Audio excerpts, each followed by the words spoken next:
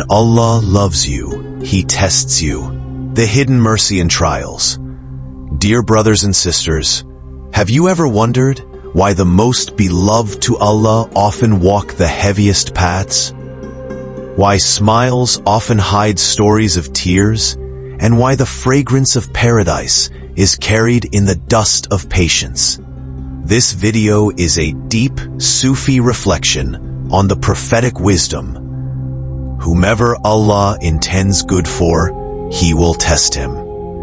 In this next-minute journey, we will explore the meaning of trials, the rulings derived from this hadith, real-life stories, hidden wisdoms, and practical guidance for the millennial soul. This is not just a lecture, it is a spiritual immersion. The Prophet ﷺ told us, Qala Rasulullah sallallahu alayhi wasallam, Man yuridillahu bihi khayran yusib minhu. Rasulullah said, whomever Allah intends good for, He will test him. Narrated by Al-Bayhaqi. This is not a warning. It is a love letter from your Lord. Stay with me for the next moments, for in these words lie the secret doors to divine mercy and the map to navigate the storms of life. Understanding the Hadith. Dear brothers, this Hadith, narrated by Imam Al-Bukhari in Sahih Bukhari in the Book of Sickness, tells us a simple yet profound truth.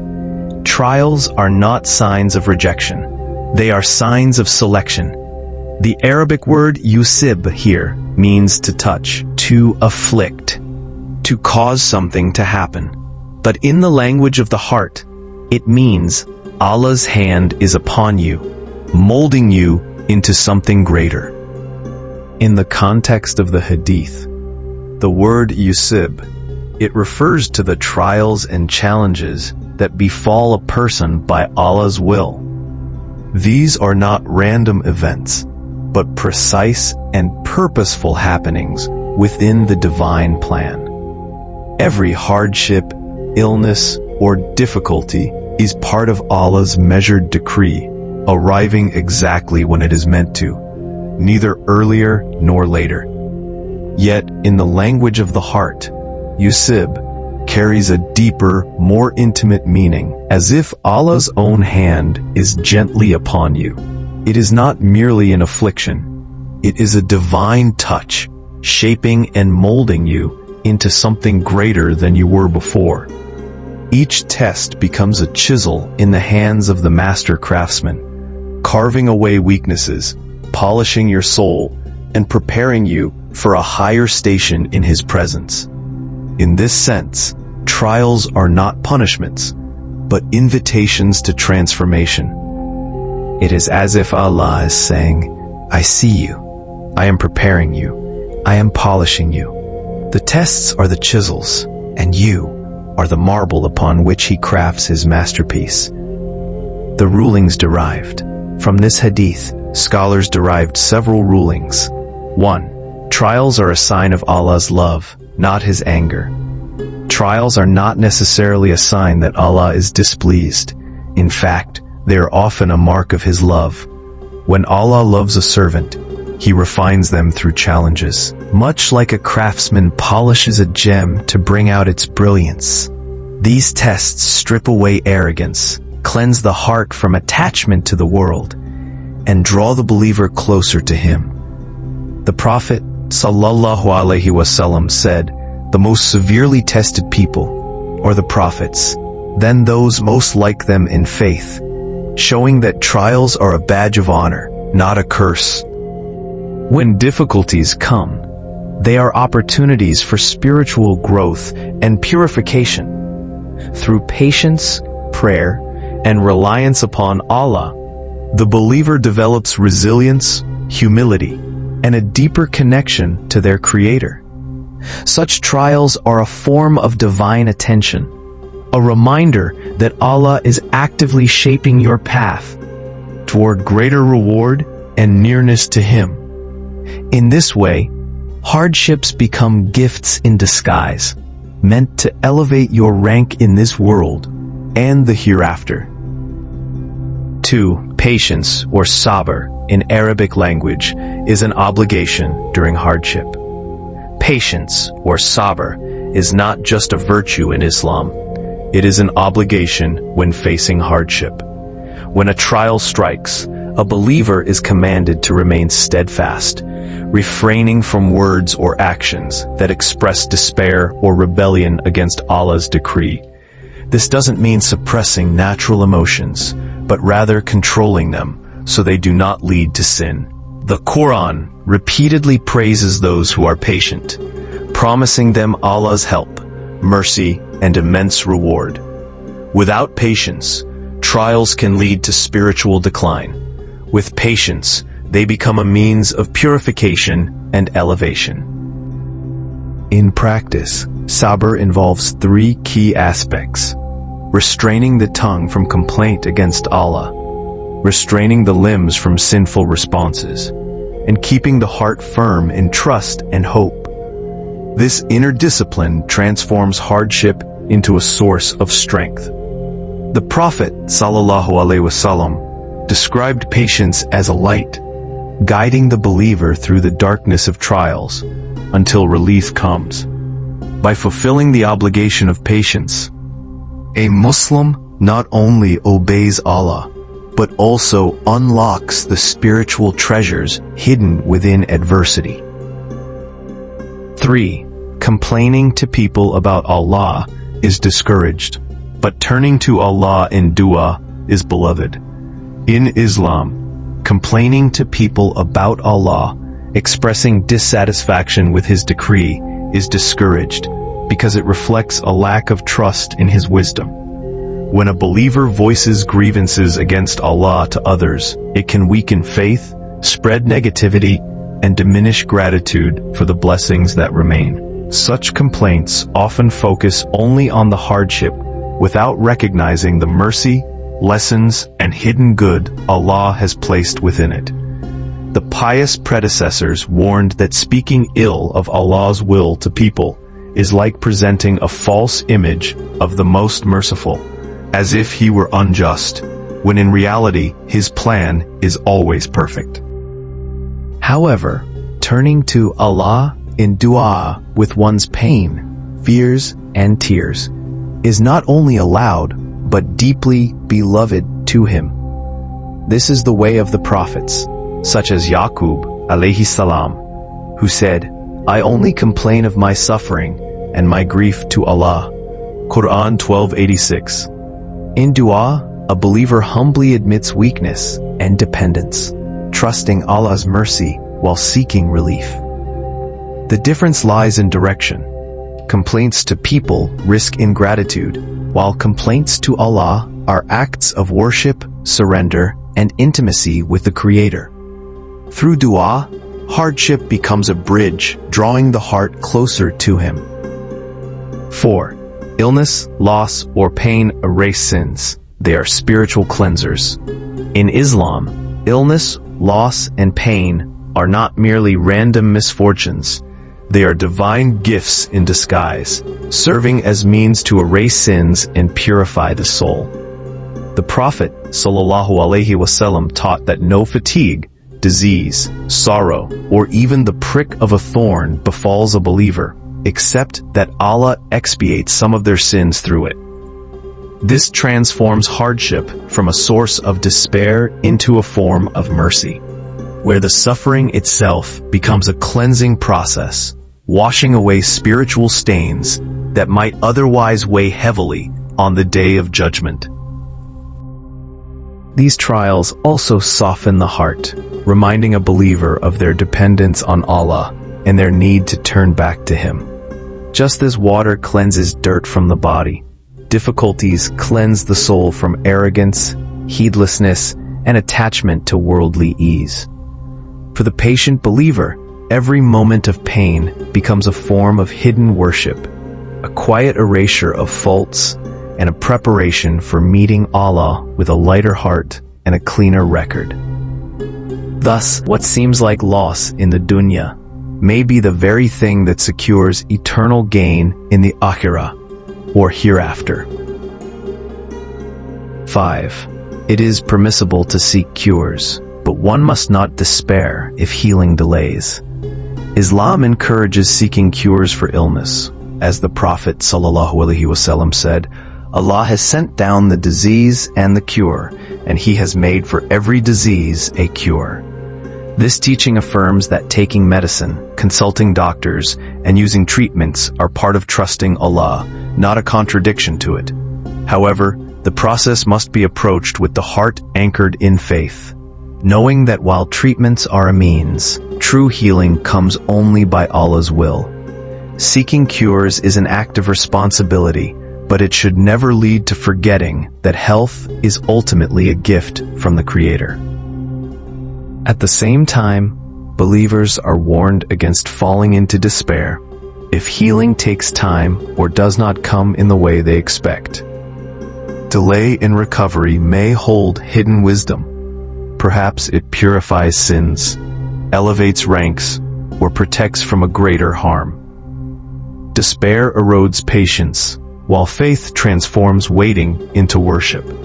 Thus, the believer continues treatment with hope, prays with trust, and remains content with Allah's decree, knowing that both illness and cure are part of His perfect plan. Thus, when you are tested, know the court of heaven has already decreed, this soul is worthy of refinement. Stories of the tested. Let us walk through the garden of those tested and see the flowers of patience. Prophet Ayub alayhi salam, his body covered in illness, his wealth and children taken, yet his heart said, "Indeed my Lord is most merciful." In the garden of divine trials, Prophet Ayub alayhi salam stood as a fragrant rose whose petals were stripped by the winds of fate, yet whose scent only grew sweeter. His body was covered in the dust of affliction, his days emptied of wealth, and his nights hollowed by the absence of his children. Yet in the stillness of his heart, there was no complaint, only the shimmering echo of remembrance. Indeed, my Lord is most merciful. He saw not the illness, but the hand that sent it, not the loss, but the giver who remains after all is taken. For Ayub's gaze pierced the veil, beholding that every wound was but a kiss from the beloved in disguise. This is the path of the lovers of Allah, to drink from the cup of hardship as though it were the sweetest wine, for it is poured by the hand of the one they adore. Ayub's patience was not mere endurance. It was a prayer without words, a surrender without chains. In his silence, he spoke volumes to the heavens. That love for the divine is not conditioned upon ease, nor upon the abundance of gifts, but upon the certainty that the giver is always merciful. Such hearts do not measure life by what is lost or gained, but by how near the soul leans to its Lord in every season of His decree. Imam Ahmad ibn Hanbal, imprisoned, beaten, yet his tongue recited Quran in the darkness of his cell. In the dim cell, where chains bit his skin and the air smelled of damp stone, Imam Ahmad ibn Hanbal sat as a lantern hidden under a veil. The world thought they had silenced him with iron and blows, but his heart was in another court, before the King who never sleeps. Every lash that struck him became a drumbeat for remembrance, every bruise a verse written on the parchment of his soul. And so, in the blackness of his prison, his tongue flowed with the Quran like a river under moonlight, watering the garden of patience within his chest. This is the way of the lovers of Allah. When the world narrows, their hearts expand. When the body is chained, the spirit soars. Imam Ahmad's Quran was not merely sound. It was light weaving through the bars, ascending beyond the reach of his captors. The prison became his mihrab, the blows became his dhikr, and the darkness became his cloak of intimacy with the divine. For the seeker knows, a cage in this world can be a doorway in the next, if inside it one's soul keeps walking toward Allah. Your neighbor who prays Fajr in the cold while battling depression, she is among the tested. The young man who lost his father but still provides for his siblings, he is among the tested. Their stories are mirrors, and perhaps so is yours. Hidden wisdom in hardship. Trials carry wisdoms that often wear the mask of pain.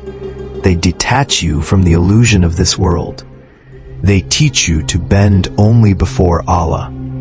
They polish your heart until it becomes a mirror for divine light.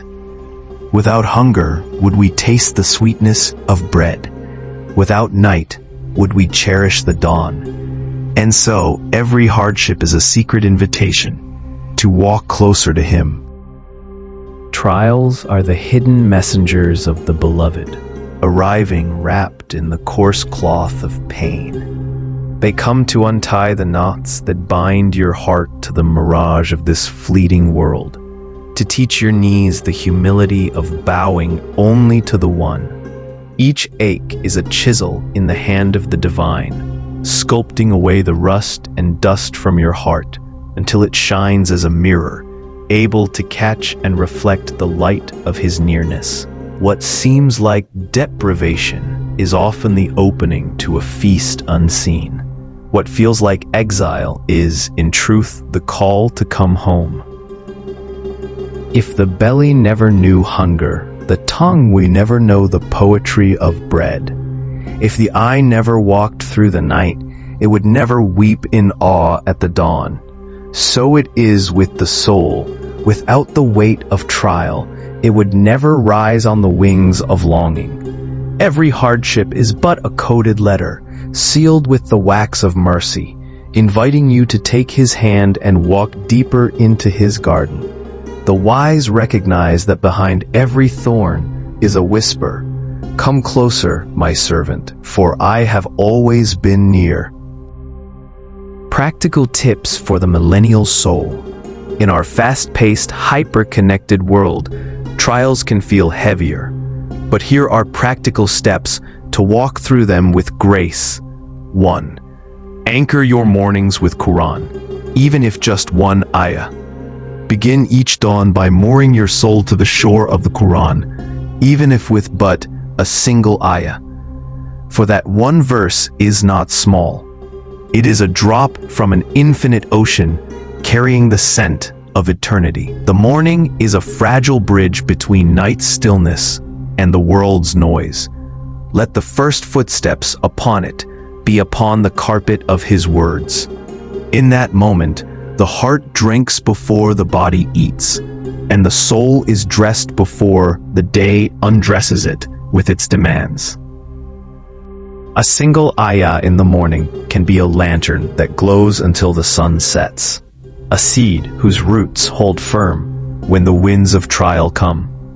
The Quran is not measured by pages, but by how deeply it anchors you in the remembrance of your Lord. Tie your heart to it at dawn, and you will find yourself moored in peace, even as the tides of life rise and fall. For whoever begins the day in His speech, wafts the day in His company. 2.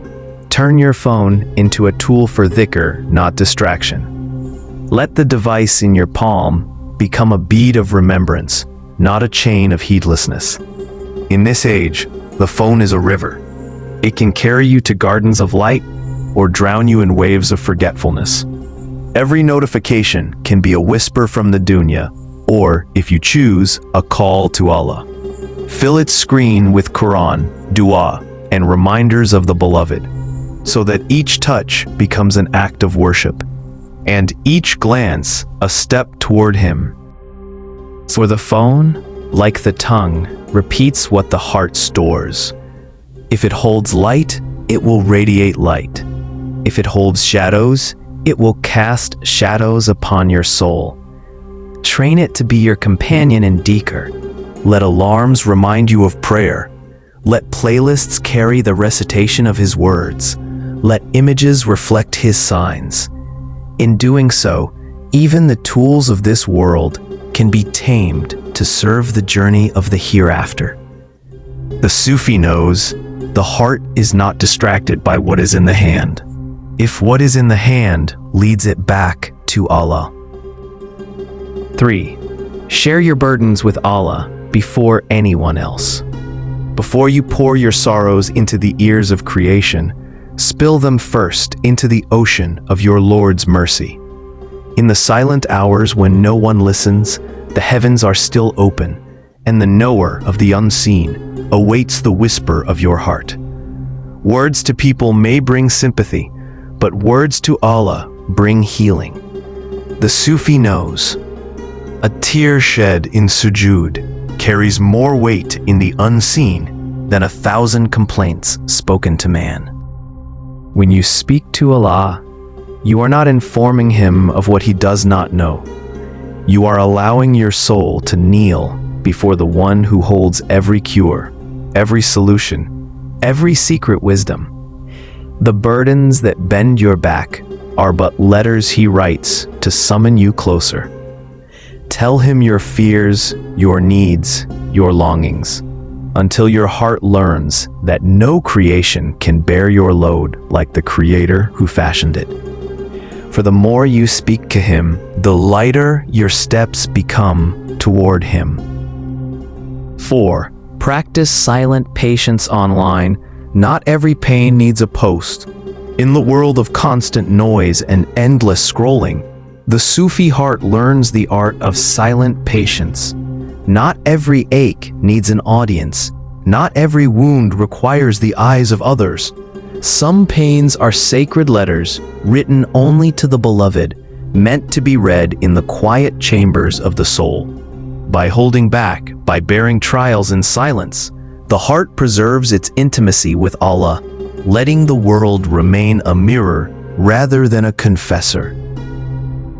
Silent patience transforms suffering into light.